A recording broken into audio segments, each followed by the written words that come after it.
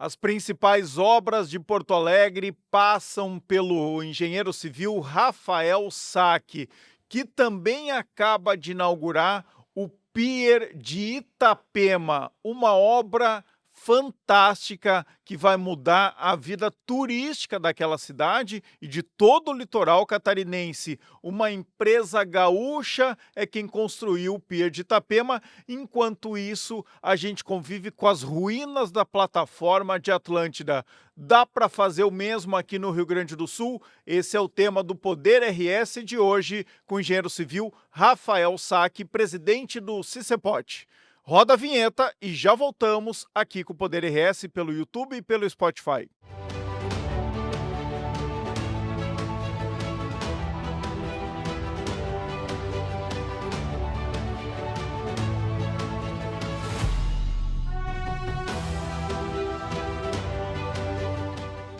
O Poder RS tem o apoio de Associação Brasileira de Bebidas Destiladas. Saiba mais em abdd.org.br.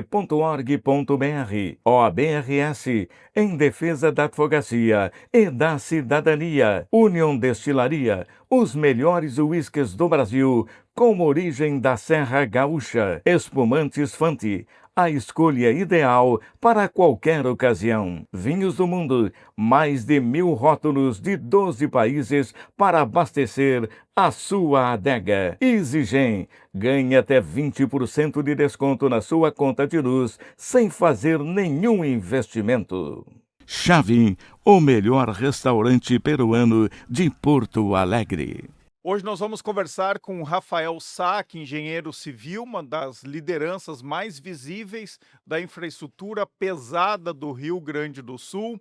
Ele que é executivo da RGS Engenharia e presidente do Cicepote. O Cicepote eu preciso colar aqui, porque o nome é comprido, viu, desse sindicato, Rafael. Cicepote é o Sindicato da Indústria da Construção de Estradas, Pavimentação e obras de terraplenagem no Rio Grande do Sul, além de participar de mais de uma dezena de conselhos, é também diretor da Fiergues. Então, esse é um breve currículo do Rafael Sacchi, meu amigo Rafael Sacchi, que vai falar muito sobre a infraestrutura aqui do estado e sobre a novidade que a gente tem na engenharia do Brasil.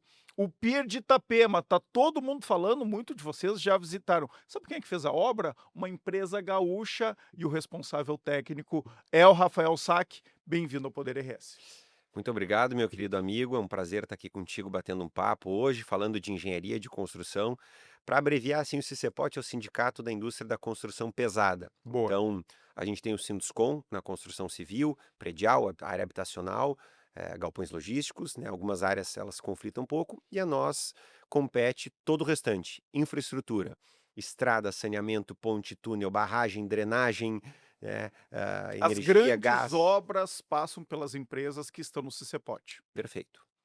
É o sindicato mais poderoso, então, do Rio Grande do Sul na área da construção. Não, não, nosso aqui sem fazer, não vou puxar a brasa para o nosso assado, mas assim, não existe na economia mundial país que se desenvolva sem investimentos massivos em infraestrutura. Então, passaram por isso Japão, Alemanha pós-guerra, Itália pós-guerra, Estados Unidos no processo de crescimento, Coreia, China. Todo mundo fala China, tem viadutos enormes, investimento em infraestrutura. Isso é o que permite que o país tenha um custo logístico baixo e que isso reduza para a população o custo de vida. Então a gente precisa de logística forte, e aí não é só rodoviária, Uhum. aeroportuária, portuária, ferroviária, enfim.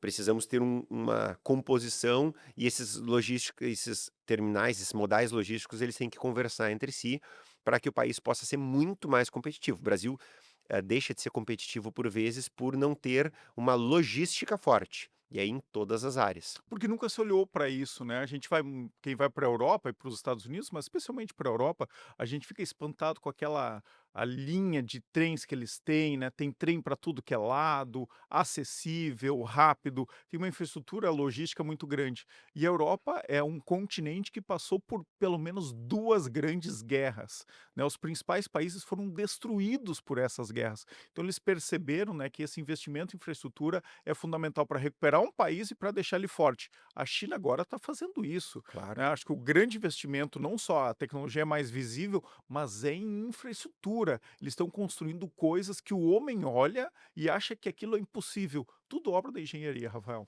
A China cresceu a este patamar que a gente vê hoje, então a gente tem hoje no mundo aproximadamente o PIB do mundo é aproximadamente 100 trilhões de dólares, sendo 30 trilhões mais ou menos o PIB dos Estados Unidos e a China com 19 trilhões, né? É o segundo maior PIB disparado, terceiro vem anos-luz atrás, né, que seria a Alemanha, mas não chega na casa de 5 trilhões de dólares, então é uma diferença muito grande. Por Muito quê? grande. A China entendeu que ela precisava investir em infraestrutura. Uhum. Hoje, como indicador de crescimento de economia no mundo, a gente não tem quanto o país investe em medicina, em direito, é quanto ele investe em infraestrutura, Uhum. ou do seu PIB ou da sua arrecadação. Aí são parâmetros distintos, por óbvio. Mas quanto se investe em infraestrutura é sim um norteador do crescimento desse país. Por quê? Porque nada acontece sem infraestrutura. E aí eu vou para as infraestruturas antigas, como estradas, pontes, ferrovias, aeroportos e portos, e também para as modernas, infraestrutura de lógica, redes de lógica. Hoje nós temos cabos de internet subaquáticos que Uhum. atravessam o oceano. Então, quer dizer, agora a gente tem um primeiro cabo chegando no Rio Grande do Sul, foi anunciado pelo governador do estado. Então, a gente tem todo tipo de rede lógica. Lógica, por exemplo, a gente tem torres de transmissão para 5G, né? Temos rede de gás, temos rede de energia subterrânea ou aérea. Então, tudo isso é infraestrutura. E um país que tem infraestrutura robusta, de qualidade, ele melhora o seu ambiente industrial. Não existe economia forte com indústria fraca. O agro é o coração do Brasil. Bom, o agro é o coração do Brasil, sim. E também ele é o que não nos permite desenvolver mais. A gente precisa muito do agro, mas muito de agroindústria. Uhum. A industrialização do produto é o que gera valor agregado. Um exemplo disso: Rio Grande do Sul tem 277 mil quilômetros quadrados de área. O Japão tem 381 mil quilômetros quadrados de área, aproximadamente 40% mais que o Rio Grande do Sul. O PIB do Brasil é 2,3 trilhões de dólares. O PIB do Japão é 4,6 trilhões de dólares. Ou seja, uma área 40% maior que a do Rio Grande do Sul e um PIB o dobro de um país continental como o Brasil. Por quê? Industrialização. Indústria. Indústria forte, país forte. E o Brasil viveu e vive um processo de desindustrialização. Uhum. Temos que cuidar. Economias que viveram um processo de desindustrialização rumaram para o fracasso. Não temos nenhum case de desindustrialização com uma economia pujante. Pelo contrário, a estatística do passado, né, por óbvio, estatística é evento passado, nos mostra que nós temos desindustrializações que levaram países a uma derrocada. Né? Isso é um ponto de atenção. Tivemos crescimento do agro nos últimos anos, isso é maravilhoso. O Brasil se alimenta e alimenta o mundo, é ótimo, mas a gente precisa pensar em industrialização. Valor agregado. Valor agregado. Enquanto a gente manda 50 containers, por exemplo, de soja, de milho, de trigo, de qualquer outro, de algodão, a gente recebe um único navio, manda 50 e recebe um único que tem um valor agregado maior que o dos 50 que a gente mandou. Sim. É, De então, farinha, de outros de produtos. qualquer outra coisa que seja industrializada, porque onde tu industrializa, tu gera valor agregado. E um exemplo clássico disso é o café. O Uhum. Brasil é um dos maiores produtores de café do mundo, maior produtor de café do mundo, possivelmente. Não sei se é o primeiro ou o segundo, não tenho essa convicção, mas acho que é o primeiro. Acho que é o E primeiro. ele manda café para a Europa industrializa, e quem aqui não conhece aquela famosinha cápsula do Nespresso. Manda de volta para nós. Então tu manda 1 quilo de uma saca de café a um valor baixo Uhum. e recebe uma cápsula a R$ 4. Uma cápsula que tem pouquíssimas gramas, 2 gramas de café, 3 gramas de Loucura, café. né? Então, a preço de ouro. Uhum. Né? Se tu fizer a conta de quanto vale aquele quilo do café que está dentro das cápsulas, e tu vai juntar seguramente centenas de cápsulas para fechar 1 quilo de café, tu vai ver que a gente vende algo a um preço e isso volta para nós a 500, 1000 vezes mais valor agregado do que aquilo que a gente vende. Então isso é industrialização. O país precisa repensar seu ponto de vista de desenvolvimento, de crescimento econômico e também de geração de empregos. A indústria, ela tem a capacidade de te tirar do emprego estritamente manual, e aí para isso a gente precisa fortalecer a indústria, trazer tecnologia, que é coisas que a China fez, que os Estados Unidos fazem, né, habitualmente, trazer tecnologia para poder gerar valor agregado maior. E aí termos profissões que não dependem exclusivamente de um funcionário que vai bater uma picareta. Isso a gente vai ter ainda, mas cada vez menos, essa é a ideia, mas ter profissões que a gente tenha condições ergonômicas melhores também, né? Que o esforço físico não seja algo crucial para a função. Por isso que na construção a gente vê pouca mulher. Historicamente eram serviços muito brutos. Até os equipamentos para operar eram duros, alavancas, máquinas. E hoje não, hoje a gente tem equipamentos com joystick que são super sensíveis, mulheres operam, a gente inclusive fez 2 edições do curso de mulheres de operadoras de máquinas pesadas pelo CICEPOD, né, com parceria e patrocínio da Fiergs e de outras entidades e parceiros, promovido pelo CICEPOD, que é muito bacana, porque traz as mulheres para a construção, porque a gente precisa de mão de obra. O Brasil tem cada vez menos mão de obra disponível para serviços pesados. As pessoas cada vez querem trabalhar menos, né? E só que é uma coisa inversamente proporcional. O alface que surge na nossa mesa, ele precisa de gente trabalhando. O Claro. produto industrializado, ele precisa de gente trabalhando. Então a gente não vai conseguir gerar valor agregado para tudo se a gente não tiver indústria forte, um agro forte, serviços, comércio. Então nem tudo pode ser um podcast e não é nenhuma crítica, mas a gente tem que ter todas as áreas fortalecidas, da tecnologia, da mídia, do agro, da indústria, do comércio e etc. afins. Aqui é o Rafael Sack, diretor da Fiergs, que está falando, né? Vocês viram, e ele tem aí, pelo menos, participa de 15 ou 16 conselhos. Tanto que eu combinei com o Rafael que essa é a primeira entrevista dele no Poder RS. A gente vai ter que fazer pelo menos 2 ou 3 ao longo do ano para tratar das várias facetas que ele atua. Eu quero focar em 2. Vamos lá. Perfeito. Deixa eu te apresentar direito aqui para quem não te conhece. Tu é muito conhecido no meio político, no meio empresarial do Rio Grande do Sul. Mas tu é o cara que é o engenheiro que está por trás de grandes obras aqui em Porto Alegre, talvez as maiores delas. Orla 3 aqui do Guaíba, feita pela RGS Engenharia, um consórcio inclusive com uma empresa portuguesa, Isso. mas tem a mão do Rafael Sack. A maior obra de macrodrenagem da capital gaúcha, do Arroio Areia, começou no governo Marquesan ainda, veio agora no primeiro mandato todo do prefeito Melo, acho que deve ser entregue neste mandato, uma obra gigantesca que vai ajudar muito na drenagem aqui de água em Porto Alegre também, feita pelo Rafael Sack e pela sua equipe.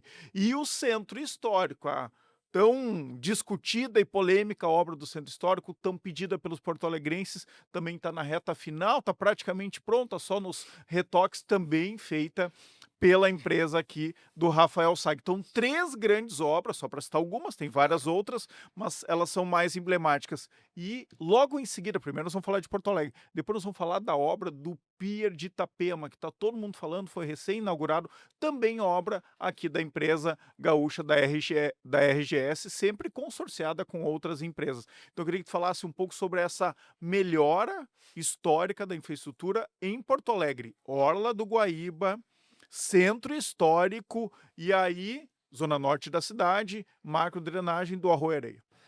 Tem uma personalidade brasileira, assim, muito vinculada à área náutica, chama Amir Klink, vários conhecem, que ele tem uma frase que é muito emblemática para mim, que diz assim, que eu aprendi com um colega arquiteto, amigo meu, que trabalha em projetos conosco, o Eduardo Ribas, e ele diz assim, o brasileiro trata muito mal a borda d'água, né? Então isso é uma verdade. A Orla do Guaíba, a revitalização primeiro do trecho 1, depois do trecho 2, tem um processo de concessão encaminhado no trecho 3, então tem as contrapartidas grandes construtoras da área civil que estão fazendo revitalizações, então a gente tem ali no Lami, tem ali no Ipanema, já andando um pouquinho para frente, processos de revitalização importantes, mas as mais emblemáticas são o trecho 1 e o trecho 3, pelo volume de recursos dispendido e por ser exclusivamente recursos públicos.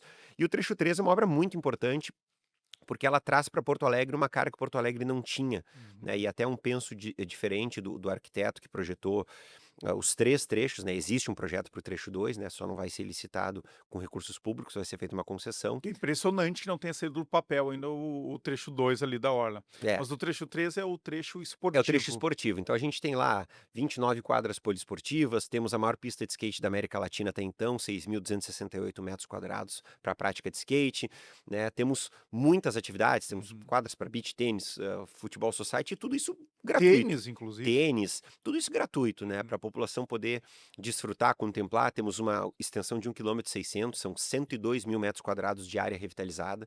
Então isso tudo é muito bacana. Temos assim, isso leva o porto-alegrense para a borda da água para ver aquele pôr-do-sol maravilhoso que a gente não tinha nem espaço para sentar. Quem passava ali antes via uma única quadra de futebol ali, de chão batido, Uhum. horrível, aquelas que se tu cair, tu abre um rasgo no joelho, né, na canela, e não tinha espaço para sentar, era um ambiente perigoso, e hoje um espaço revitalizado, com bares, né, Onde construímos lá. está a quadra não, a pista, a maior pista de skate da América Latina, ali tinha uma quadra improvisada, uma quadra não, um campo de futebol, não sei se tu lembra, Isso, é esse aí né, que eu digo. de gramado e Não era terra, gramado, era mais terra. terra, e aí tinha 2 goleiras que alguém colocou lá, né. Eu cheguei a jogar bola ali várias vezes, mas era improvisado, né, e era um banhado, quase Isso. nunca dava para jogar futebol ali. Antes a gente brinca, né, eu trabalhei um bom tempo com o vereador Ramiro Rosário, tinha muita gente contra, né, os caranguejos de Porto Alegre, que a gente chama, muita gente era contra, né, essa intervenção na orla. Queria que se mantesse lá os maricás, né, o mato, e a gente dizia que aquele local estava privatizado para os ratos, para as baratas e para o crime, tinha crime ali na orla, estupro, assaltos. Por quê? Porque era uma escuridão e era um lugar que as pessoas de bem não iam. Olha o que mudou. Aí hoje Inclusive quem era contra, né, Rafa? Quem era contra hoje circula na orla e aproveita aquele e espaço. tira selfie. Tira selfie, Não, com hoje a certeza. gente tem uma preservação de mata ciliar que foi garantida ali na borda da água. Tivemos uma compensação ambiental muito grande. Uhum. Fizemos várias plantações ali de espécies adequadas, né, com estudos de biota ali local, mas com espécies adequadas. Então é um ambiente que ficou muito propício para quem quer passear, para quem quer contemplar o Guaíba ou simplesmente curtir um espaço diferenciado. Isso virou uma obra emblemática, já é um símbolo da capital. A gente tem muito orgulho de ter participado disso. É um projeto do arquiteto Jaime Lerner, que foi Uhum. ex-governador, né, falecido, foi governador do Paraná, estado do Paraná. Então, um projeto muito bacana, assim, que trouxe essa pegada. Temos aí a macrodrenagem da bacia hidrográfica do Arroio Areia, a maior obra de macrodrenagem da história do município. Hoje passa de 150 milhões de investimentos, né? Uma parte é governo federal a fundo perdido, outra parte é recurso do Tesouro Municipal. São 180 mil pessoas afetadas, 14 bairros, né, na bacia hidrográfica do Arroio Areia, É que uma obra gigantesca. é uma das 27 bacias hidrográficas de Porto Alegre, uma obra gigantesca. Em que fase tá? Quanto por cento tá São concluído? 26 intervenções. A gente tem, na verdade, assim, são mais de 50% dela concluída, mas a gente tem alguns problemas decorrentes de anteprojeto, né? Uhum. Foi o primeiro RDCI de Porto Alegre, assim, então o anteprojeto mesmo, assim, a prefeitura teve dificuldades em fazer uma concepção, adequada. Tem muita coisa que não para de pé no anteprojeto, então a gente está discutindo realmente para levar a termo o máximo de obras possíveis, né, do Arroio. Mais da metade das obras já foram entregues, tá, Uhum. das 26 intervenções. Mas a gente ainda tem ali, grosso modo, umas 8 a 10 intervenções importantes, que muito se discute, porque elas precisam ser modificadas consideravelmente em relação aos anteprojetos. Então a gente tem que envolver naturalmente todos os entes, inclusive a PGM, para trazer essa discussão e ver o que a lei nos permite fazer, né, tudo tem que ser dentro da legalidade, mas que a gente entende que sim, elas podem ser modificadas, porque o conceito é a recuperação, é a potencialização, a maximização da capacidade de drenagem da bacia hidrográfica do Arroio Areia, né? Isso beneficia muitas pessoas, muitos bairros, e a gente já vê os resultados desde a primeira obra, né? A gente já tem 4 reservatórios de amortecimento entregues, né? 3 fechados e um aberto dentro do Country Club, que só esses reservatórios em capacidade já passam de 50 milhões de litros de água de amortecimento. Então isso são redes que antes vinham extremamente lotadas, Hum. cheias de água, que impediam que novas águas entrassem ao longo do seu curso, né? Então, quando a gente esgota a capacidade de uma tubulação, não adianta ter boca de lobo, porque a água ela não consegue entrar.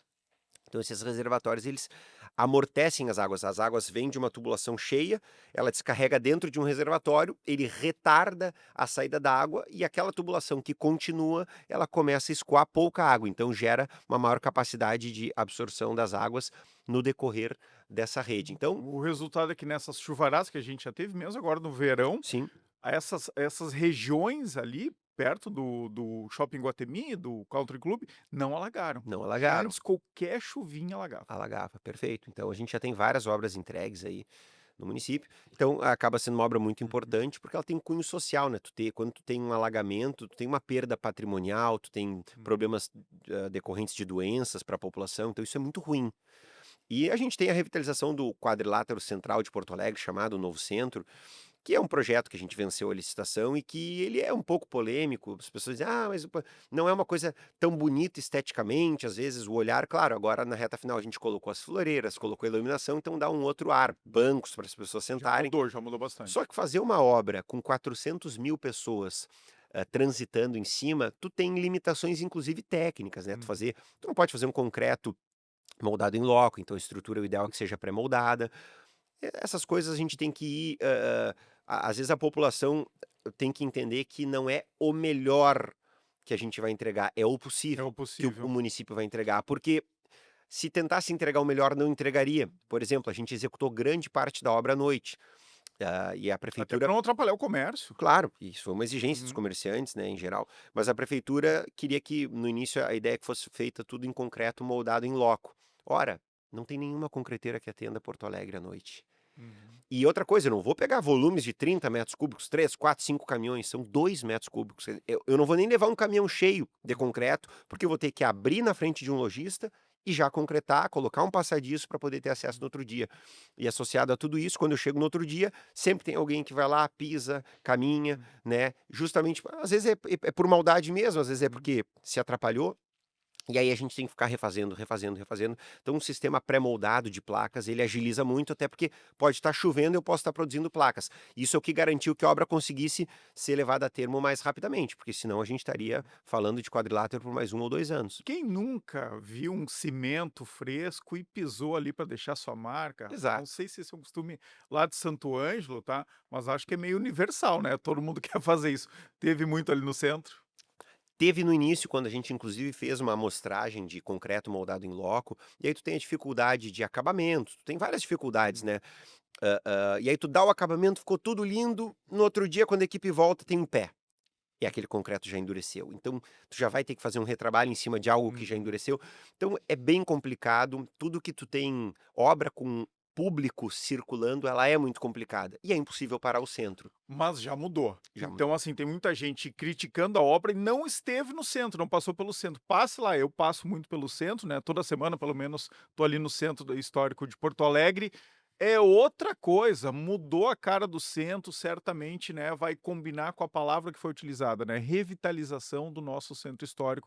Essa obra foi fundamental, tiveram meses aí difíceis, especialmente para os comerciantes, para quem passava ali, mas agora está pronta, está só no detalhe, né, só no ajardinamento, e é uma obra entregue para Porto Alegre, mais uma grande obra de vocês. Bom, vamos lá, já passou 20 minutos aqui do Poder RS, é muito rápido. Eu quero falar da grande obra, né, que foi inaugurada agora, acho que foi na virada do ano, Rafa, lá o Isso. Pier de Itapema. Então vou mostrar imagens aqui, vocês vão ver, o Rafael está sentado aqui, vocês não estão vendo a altura dele, no vídeo vai dar para ver. O Rafa tem quase 2 metros de altura aqui, qual é a tua altura? 1,98. 1,98, viu, quase 2 metros. Então, vamos colocar aqui, Pedro, o vídeo da inauguração lá do pier, que tem nome, ganhou nome inclusive, é É, o Porto Pier, O isso. Porto Pier, que é uma obra ambiental e que virou uma obra econômica e de importância turística. É o primeiro pier turístico da América Latina, é isso? Perfeito. O nosso pier de Itapema, né, o Porto Pier, ele é um marco hoje turístico, né, não existe outro nesses moldes na América Latina. Ele é uma concessão.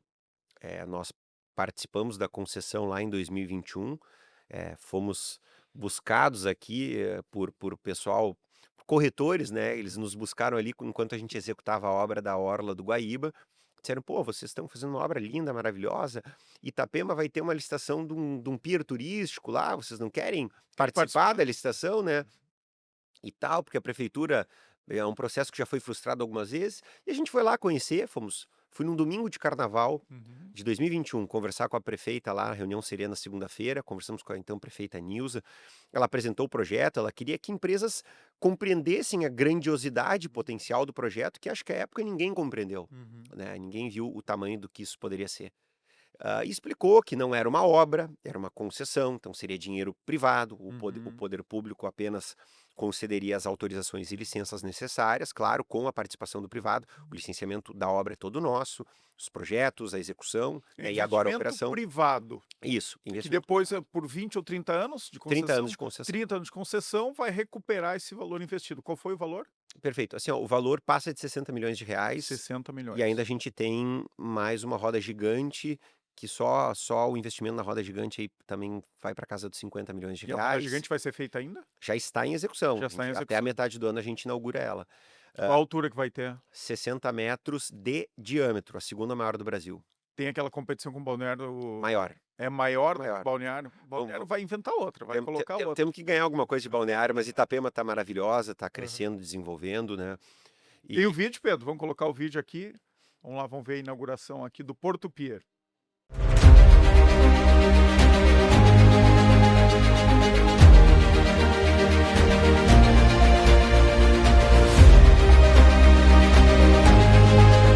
Pessoal, o Pier de Itapema, o Porto Pier, hoje tem um nome, não é mais o Pier de Itapema, ele nasce de uma visão do município em permitir que os empreendedores pensem, em permitir que os empreendedores acreditem na cidade, em permitir que isso aqui seja possível. Lá em 2021, quando houve a licitação da concorrência, da concessão do então Pier de Itapema, ninguém acreditava. Nós estivemos nessa praia aqui, em 2021, quando nós fazíamos estudos e sondagens e rabiscávamos aqui nessa areia, as pessoas perguntaram: o que é isso? Ah, vai ser o Pier de Itapema. E ninguém acreditava. E o Pier de Itapema, ele é muito mais do que isso que vocês enxergam, e é importante que todos aqui saibam disso. Isso é uma obra ambiental. Este rio estava morto. E este pier, junto com o mole do outro lado, resolvem esse problema. Isso é uma obra técnica que combate alagamentos. Graças a essas duas obras, hoje a gente tem uma redução enorme de alagamentos nas regiões. Esse vídeo aqui está disponível no Instagram aqui do Rafael, da está RGS. disponível no Instagram da RGS Engenharia. Quem quiser seguir, RGS Engenharia SA. Tem Instagram, tem LinkedIn, está disponível nas duas plataformas. E o oficial do Porto também, né? E o oficial do Porto Pier tem vários vídeos lá no Porto Pier, temos vídeos diários publicados, e a gente tem muitas empresas publicando vídeos sobre o Pier, porque o Pier ele virou não só um atrativo turístico para o município, para a região e para o estado, mas ele é um equipamento público que valoriza o setor mais forte da região da Costa Esmeralda, que é o setor imobiliário. Só com a implantação do Pier, a gente conversando com as imobiliárias, inclusive nós temos uma sócia aí, que é a Pantanal Negócios Imobiliários, a nossa sócia no Pier, a gente vê o quanto os imóveis já valorizaram Claro. por ter esse equipamento turístico, que ele é Quantos público. andares ele tem? Ele tem em média 4 andares, e lá no 4 Hard Rock a andares. gente tem 6 andares, né? Nossa. Essa operação da ponta do Hard Rock Café tem 1.900 metros quadrados, é o equipamento âncora, né? Do Pier, claro, pela representatividade, é uma marca mundial, é a primeira loja do Hard Rock Café no mundo dentro das águas. Então, a gente tem a oportunidade aqui de trazer para o Brasil, para Santa Catarina, para Itapema, né, e região da Costa Esmeralda, algo que é inédito. E a sensação de estar dentro do mar e poder desfrutar da vista da costa, olhar para a esquerda, quem está de dentro do Pier olhando para a praia, tu olha Qualquer lugar, né? de qualquer Tem lugar. uma À vista ali esquerda é Porto 360. Belo, à direita Itapema, né? É maravilhoso. Olha ali, ó, à Impressionante. esquerda lá vemos Porto Belo, do outro lado ali, onde tem mole, do outro lado vamos ver Itapema. Tá muito na divisa, né, entre Porto É na Belo. divisa. O rio Itapema. divide os dois municípios e o pier é pro lado de Itapema. E pro lado de Porto Belo é o mole. Então, a gente no futuro vai ter uma passarela que liga os dois municípios, que conecta as pessoas que quiserem vir de Porto Belo pro pier, vão chegar através de uma passarela, não precisam se deslocar de carro. E a roda gigante vai ser aonde? A roda gigante é na entrada do pier, ao lado do rio, né? Ela já está em fabricação, né? Na verdade, a roda gigante já está lá. Né? A gente está terminando fase de fundações, são 1.200 metros quadrados de estrutura só para atender a roda Pra gigante. segurar ela. Não para atender, as fundações são enormes, né? Mas para atender a parte comercial de bilheteria, o entorno, porque ele é um equipamento à parte praticamente, né? Claro. Ele é claro. um Tem empreendimento vida à parte, própria. vida própria. Tá? Então as pessoas vão querer ir lá às vezes só para ir na roda gigante. Também deve ser uma parceria. Ali, ó, essa lateral toda aqui que a gente vê. Perfeito. Tá? Isso é no dia da inauguração, um pouquinho antes ali, assim, perto das 5 horas da tarde, quando começava o evento. Acabou atrasando um pouquinho o evento. Então a gente acaba tendo hoje um equipamento turístico único na América Latina, que mostra o quê? Ele mostra que o privado pode sim trazer ideias e em sinergia com o poder público desenvolver projetos dessa magnitude. Rafa, guarda aqui, eu vou chamar agora os meus patrocinadores aqui do Poder RS, e depois do intervalo, que não é intervalo, tá? É um break aqui, fica com a gente, prestigia os nossos patrocinadores, aqui tem muita coisa legal, e na volta o Rafa vai dizer por que uma empresa gaúcha saiu daqui do Rio Grande do Sul e foi fazer essa obra gigantesca, impressionante, que mudou a vida não só de Itapema e de Porto Belo, mas do litoral catarinense, né, trazendo um atrativo turístico para o Brasil. Lá fora já está se falando, muita gente já está vindo visitar Itapema por causa desse pier. Por que a gente não faz isso aqui no Rio Grande do Sul? Por que a gente tem que ficar olhando para aquelas ruínas da plataforma de Atlântida que caíram ali, né, em 2023, se eu não me engano, Rafael? Até agora, 2 anos depois, está lá. Inclusive trazendo perigo para as pessoas, para os banhistas que estão na praia mais rica do Rio Grande do Sul, que é Xangri-Lá. Então roda os apoiadores aqui do Poder RS e já voltamos com o Rafael Saque. A plataforma Bebida Legal é uma iniciativa multissetorial da Associação Brasileira de Bebidas Destiladas com outras entidades representativas. No site, você encontra cursos gratuitos online para quem trabalha com bares, restaurantes e eventos em uma área dedicada a revendedores homologados das principais empresas e marcas icônicas de destilados, garantindo procedência, segurança ao consumidor e conformidade com as boas práticas do mercado. Olha só, pessoal, o ABRS alerta: cuidado com os golpistas que se passam por advogados. Jamais realize qualquer tipo de pagamento ao ser contatado sobre o seu processo judicial antes de falar pessoalmente com o seu advogado ou advogada. Se você foi vítima de golpe, registre imediatamente um boletim de ocorrência na polícia.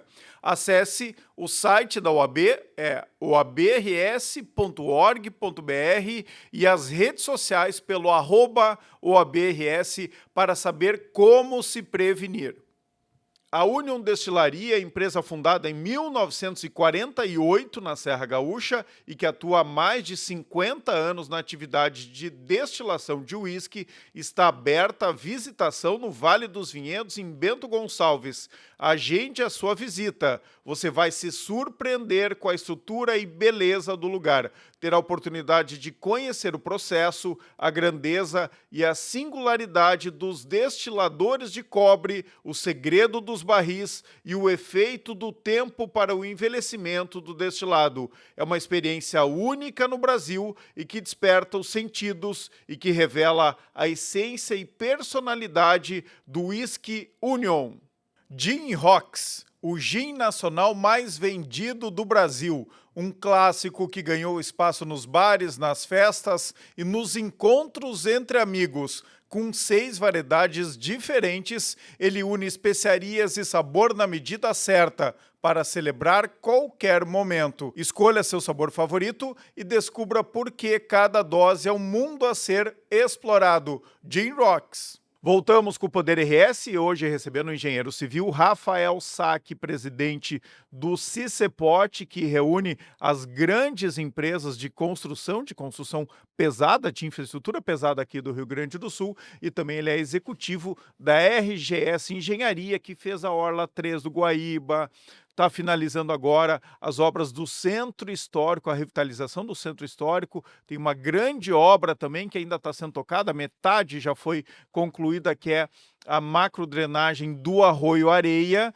e acaba de entregar o Pier de Itapema, uma obra impressionante que mudou a vida não só daquela cidade, mas do litoral catarinense. E aí, Rafa, eu preciso mostrar aqui imagens, Pedro, da plataforma de Atlântida, que foi atingida ali no período das enchentes aqui no Rio Grande do Sul. Ela foi praticamente toda destruída, hoje ela não pode ser utilizada, está interditada desde 2023, inclusive causando perigo, porque está soltando esse concreto, essas madeiras. À medida que passa o tempo, vai soltando. Ela até, esse vídeo é um pouco antigo, ela está diferente, mas olha só, ela está destruída. É possível fazer uma obra, como foi feita lá em Itapema, aqui na nossa praia mais rica, que é Xangri-Lá?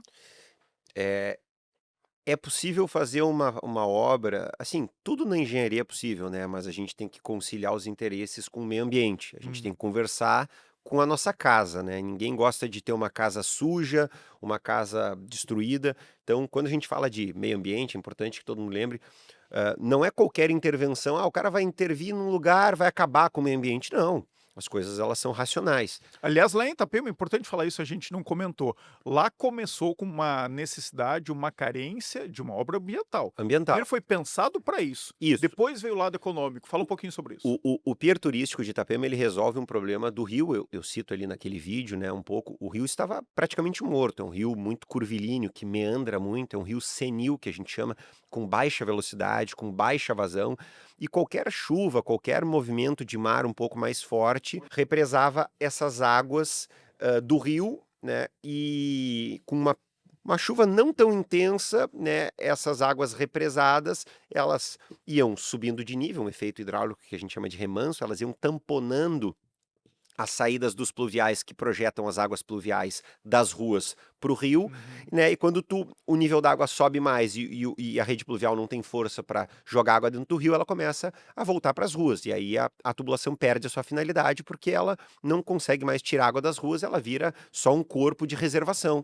E a água Voltava para as ruas da Então, cidade isso. e a praia também ficava suja. Perfeito. E dependendo da vazão do rio, a água do rio começa a vir para a cidade. Então, esse represamento de águas, ele causava alagamentos, né? O rio era um rio que não dava vazão, e por não dar vazão, todo o esgoto que para ele vai, que seja ele do esgoto não tratado, da parcela não tratada dos municípios, especialmente Porto Belo, que trata praticamente zero de esgoto, Itapema já tem um tratamento mais avançado, mas qualquer esgoto que vá ser projetado para os rios, ele precisa ir para um corpo, para um manancial maior, né? E para que não retornem para as praias.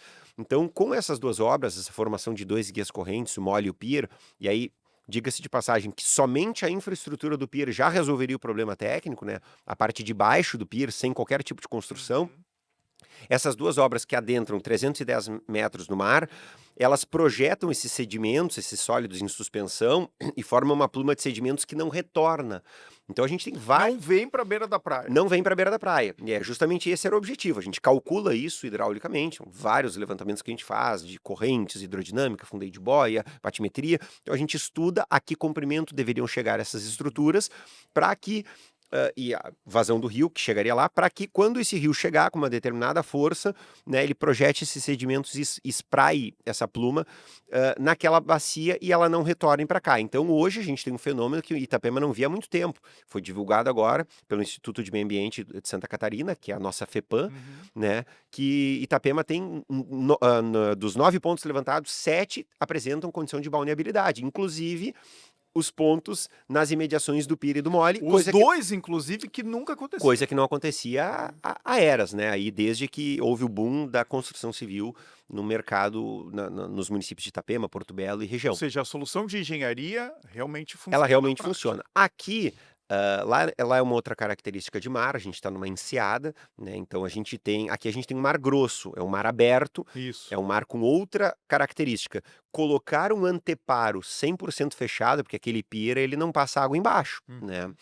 Exceto pela a percolação natural da água que passa na areia, mas é uma velocidade que é praticamente zero.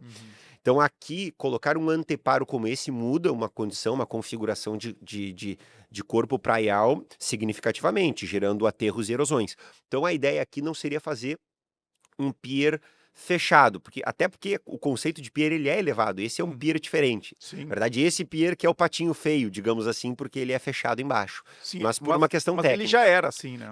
Essa é a concepção original do anteprojeto, que foi para licitação na concessão, que nós vencemos, e depois o pier licitado tinha 140 metros por 20 de largura, ou seja, 2.800 metros quadrados, e esse hoje tem 20.829 metros quadrados. Tem Então, mais de 300 metros de comprimento. mais 300 metros de comprimento, 33 metros de largura, enfim. Então, aqui em Atlântida, a ideia não é mexer Não, na plataforma original, é deixar o vão embaixo aberto. na verdade, assim, a ideia é fazer uma nova plataforma, tá? Até porque aquela ali já deveria ter sido pelo menos retirada. Desde a primeira queda, eu como técnico jamais utilizaria aquela estrutura, jamais, em absoluto. Não importa quem laudasse aquela estrutura, eu não colocaria. Ela foi toda comprometida. Ela foi laudada, enfim, mas assim, quando eu recebi o laudo, eu disse assim, cara, o que nós precisamos é fazer uma nova plataforma. Porque são diversas as verificações que têm que ser feitas para que tu tenha qualquer condição de utilizar, e mesmo assim com um grau de segurança assim altíssimo. Tu não pode utilizar uma estrutura daquelas extremamente comprometida, com mais de 50 anos. Aquela estrutura data dos anos 60. Mas tem que fazer uma nova. Tem que fazer uma nova. Mas que ponto tá isso? Tu foi procurado para fazer? Eu não vejo nenhum movimento da prefeitura de Xangri-Lá, do nosso amigo lá, o prefeito Celcinho, do governo do estado, não vi o governador Eduardo Leite falar sobre isso, ele esteve recentemente lá na praia. Tá lá aquelas ruínas da plataforma de Atlântida, tá lá parada, ninguém faz nada. O que é possível fazer? E tem alguma conversa? Existe um imbróglio jurídico que ele é também único no Brasil. Por Que quê? porque essa plataforma ela pertence a uma entidade, a uma associação privada. Ela não é do poder público. Ah, ela é privada. E ao mesmo tempo que ela é uma... Melhor então. Sim e não, né? Sim e não. A gente tem uma discussão sobre o alcance disso. Essa entidade privada não tem condições de mexer nisso. Ela explorou por um tempo. Então, assim, é um imbróglio jurídico que eu prefiro deixar para um segundo momento, que a gente já está se debruçando em cima para ver como pode colaborar. Tem Ministério Público Federal querendo resolver. Tem vontade, Tem, então, tem vontade nos das partes. bastidores estão Prefeito, se mexendo. prefeito Celcinho, até a época, tentou diversas intervenções, mesmo com dinheiro dos cofres públicos, né? Mesmo sendo uma estrutura privada, né? E foi impedido pelo Ministério Público, né? Porque estaria botando em tese dinheiro público numa estrutura privada. Então tem uma participação para a gente chegar nesse ponto de todas as partes, né?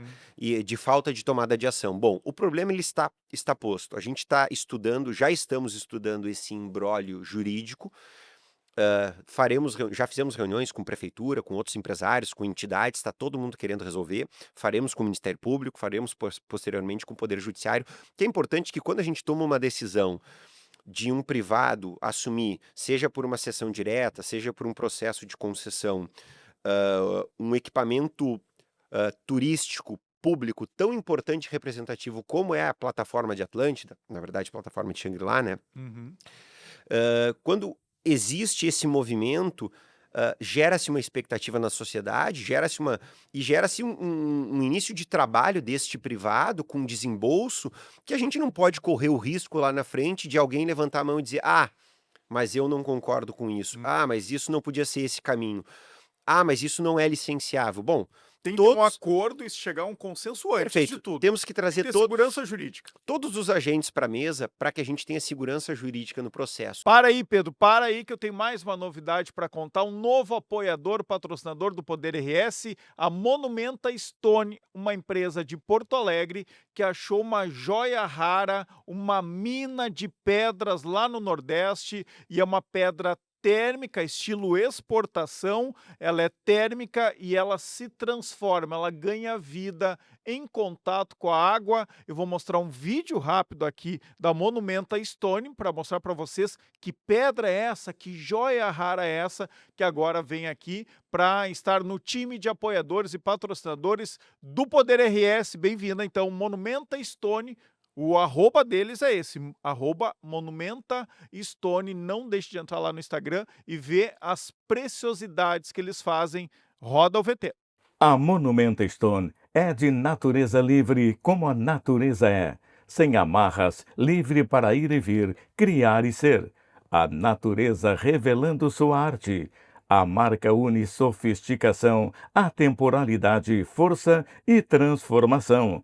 Conecta as pessoas à essência natural, resgatando a simplicidade e a grandiosidade que só a natureza pode oferecer.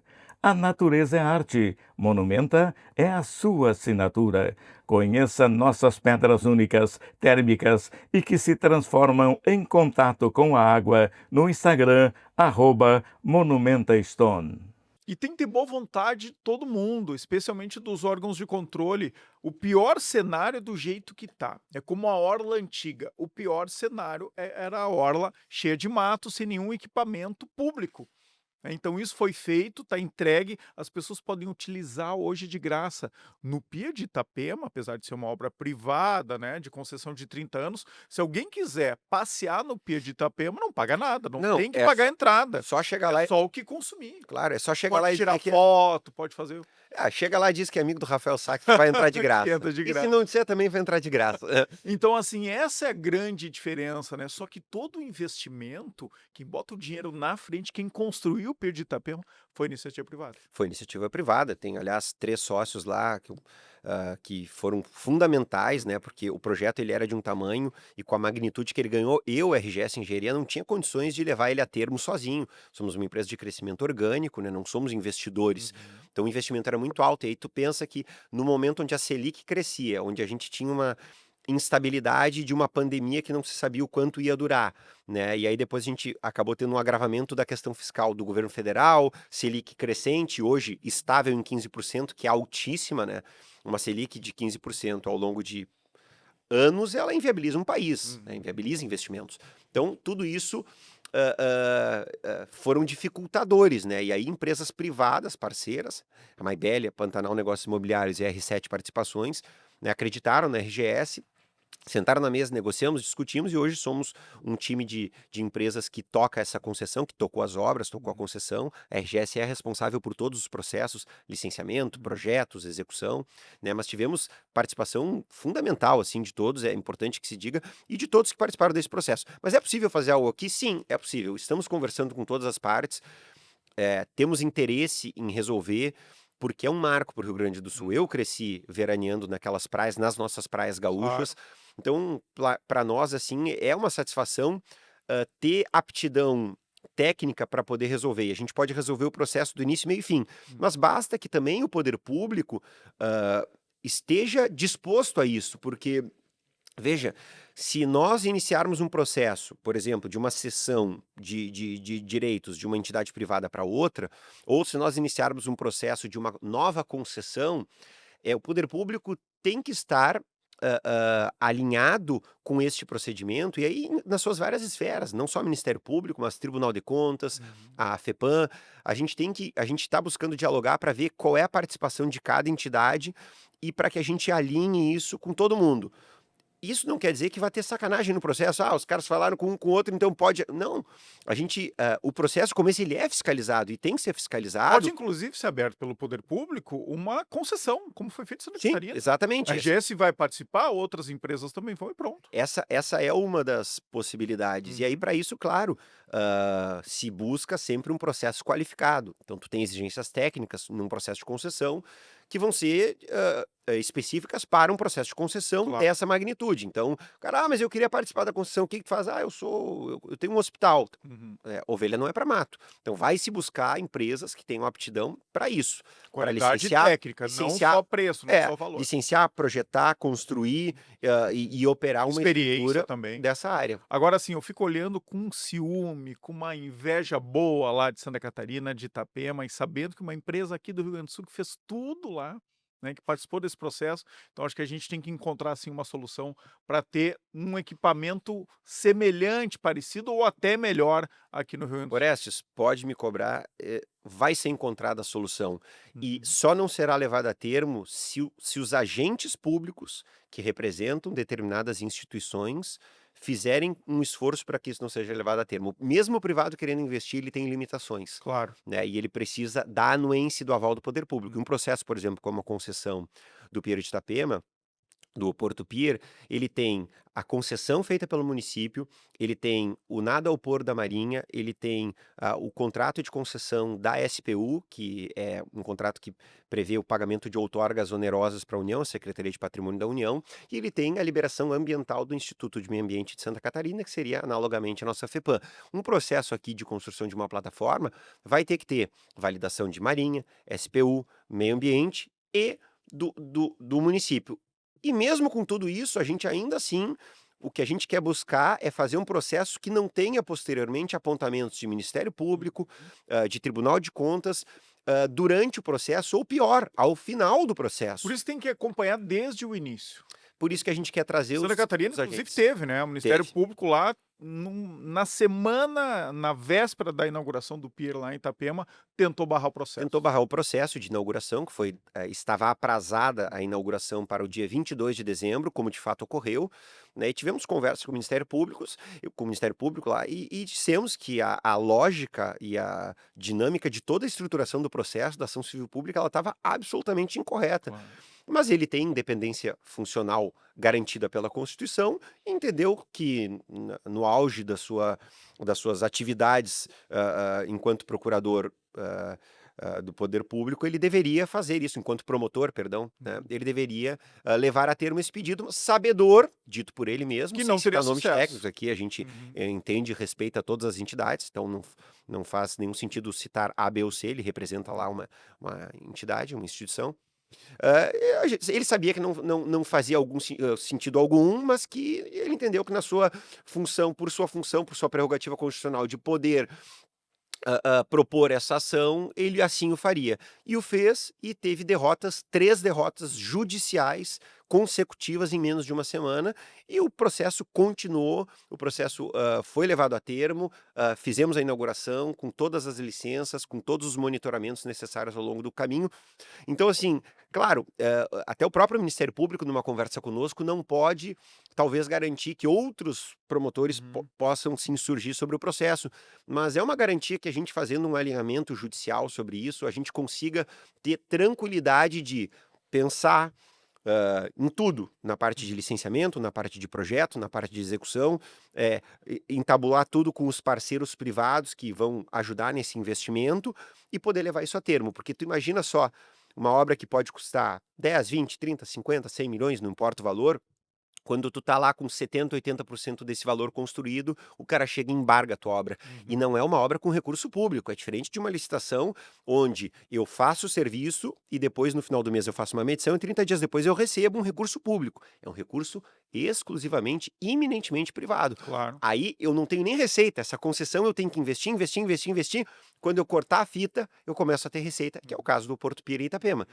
Então aqui vai ser a mesma coisa. Tu vai ter que ter uma estruturação de receitas que vão fazer frente a esses investimentos. Então por isso que é mais importante do que nunca que o poder público esteja ciente do esforço hercúleo que o privado vai fazer para colocar de pé um projeto ambientalmente sustentável, economicamente sustentável e com viés turístico que natural que a gente sabe que tem para a região ali, que isso é indiscutível, né? Com certeza. Vamos para o último bloco aqui, depois a gente vai para o encerramento dessa conversa aqui com o Rafael Sack.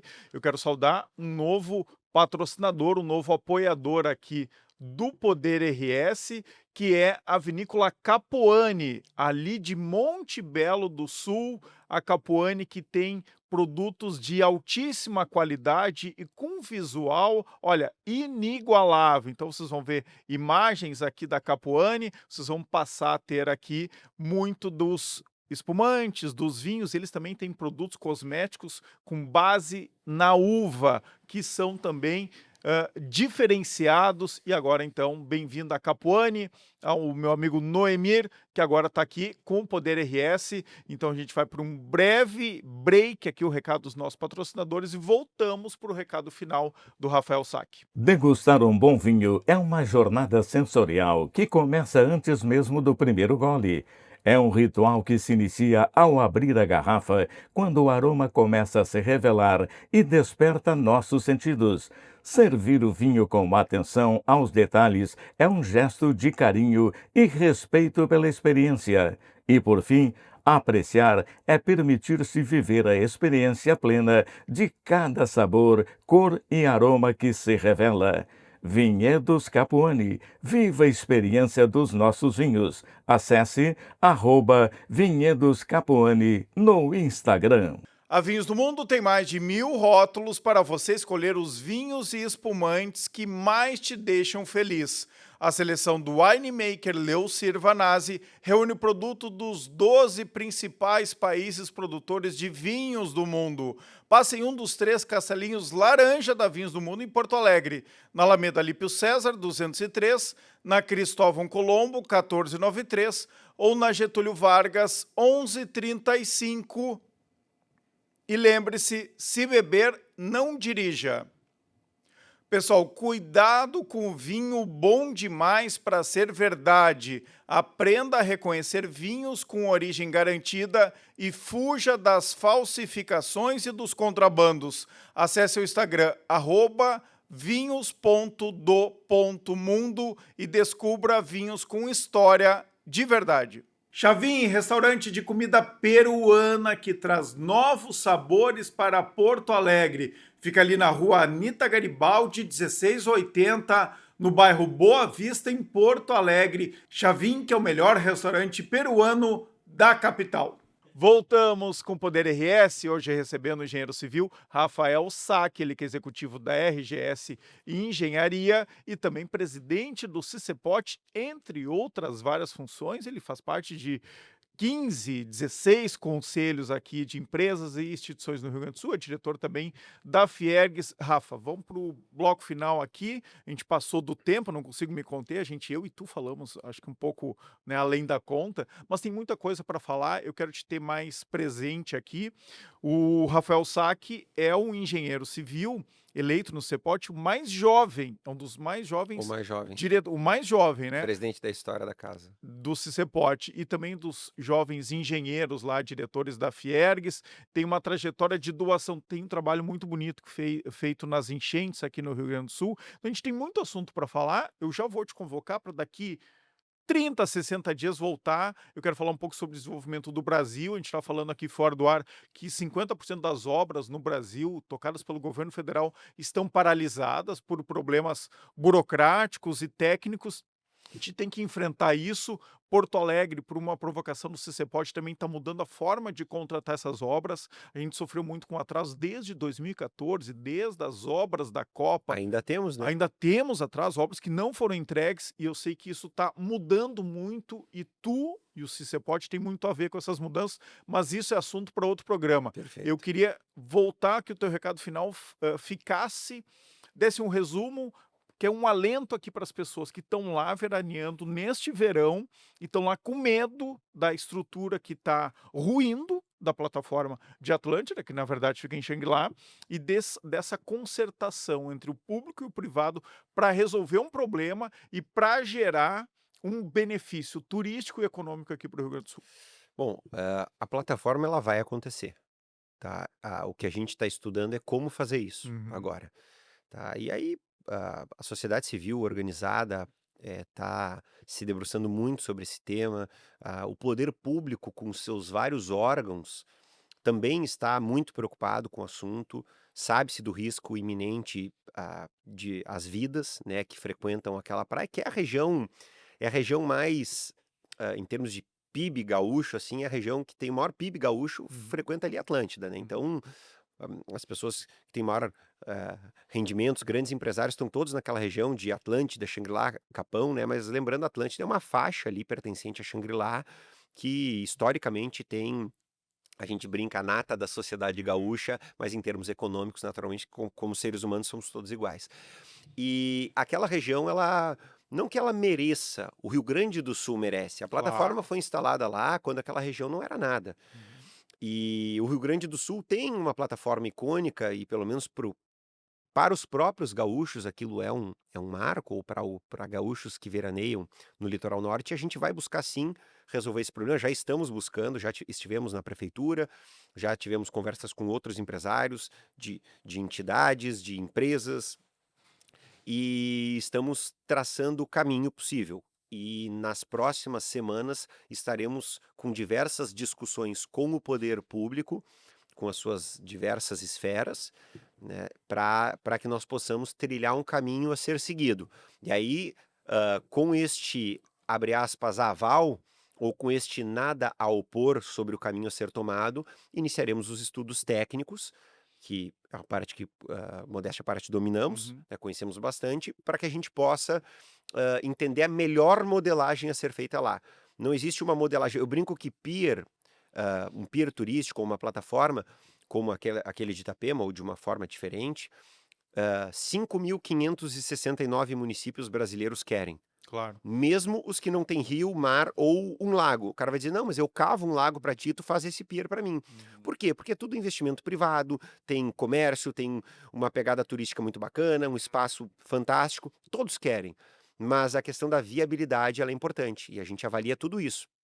E a gente vai encontrar o caminho da viabilidade para que isso seja construído sem recursos públicos, ou pelo menos com o menor aporte público possível, Mas esse é porque o melhor dos mundos, é, né, para o poder público, inclusive, é só não atrapalhar, é deixar a iniciativa privada ir lá investir o recurso e depois colher os impostos, né, e toda a movimentação econômica que isso gera. perfeito, isso gera incremento de turistas indo visitar, isso gera impostos oriundos das operações que estarão sobre a plataforma ou nas adjacências, isso gera movimento, traz visibilidade para a praia, traz valorização de imóveis, quer dizer, é um ganha-ganha para todo mundo. É uma obra que muda a vida do litoral norte. Muda, e hoje a gente tem uma Depois dessa concertação, Rafa, em quanto tempo, então, chegamos a um consenso, todo mundo topou e a iniciativa privada vai tocar a obra, em quanto tempo dá para entregar? entre iniciar estudos, licenciamentos, assim, a gente fala que um processo. A questão do licenciamento, ela é uma incógnita, porque ela não depende de nós. E se o IBAMA tiver que. E tem que passar pela FEPAM. Em tese FEPAM, tá? Mas pode ser que seja IBAMA. Uhum. Então, se a gente não tem como garantir, a gente licenciou o Pier de Itapema em pouco mais de um ano, mas aqui pode ser que demore mais. A gente imagina que o processo total, o rito total, demore em torno de 48 meses. Tá. Mas Mas é rápido para uma obra desse porte, né, é, 4 anos, tá muito, ok. muito disso é licenciamento e Uhum. projeto, porque eu Pelo tenho. menos a metade do tempo é isso. É metade do Obra é tempo. 24 meses. A gente entregou o Pier de Itapema lá em 24 meses, o Porto Pier. Uhum. É possível entregar em menos, é possível entregar em mais, aí depende de método construtivo, daquilo que os estudos técnicos nos disserem. Mas eu diria que, assim, em torno de 2 anos para processos de licenciamento e de 2 a 3 anos a execução das obras. Perfeito, a gente vai ficar acompanhando muito de perto isso e a gente vai ter o CEPOT aqui muito próximo do Poder RS, acompanhando as grandes obras que estão sendo feitas e especialmente as que precisam ser feitas aqui no Rio Grande do Sul. Obrigado, Rafael. Muito obrigado e uma ótima semana a todos. Beleza. Bom, pessoal, esse foi mais um Poder RS. A gente vai acompanhar esse assunto pelas redes sociais também aqui do Poder RS, o meu Instagram pessoal. O Poder RS agora está sempre em todo lugar nas redes sociais. A gente não tem horário, né? E a gente está aqui com o nosso programa especial sempre no YouTube, no Spotify. Dê o seu like, dê o seu joinha, compartilha aqui o nosso conteúdo para chegar cada vez mais a outras pessoas, tá bom, pessoal? Até mais! O Poder RS tem o apoio de Associação Brasileira de Bebidas Destiladas. Saiba mais em abdd.org.br. OAB-RS, em defesa da advocacia e da cidadania. União Destilaria, os melhores uísques do Brasil, com origem da Serra Gaúcha. Espumantes Fante, a escolha ideal para qualquer ocasião. Vinhos do Mundo, mais de 1000 rótulos de 12 países para abastecer a sua adega. EasyGen, ganhe até 20% de desconto na sua conta de luz sem fazer nenhum investimento. Chavin, o melhor restaurante peruano de Porto Alegre.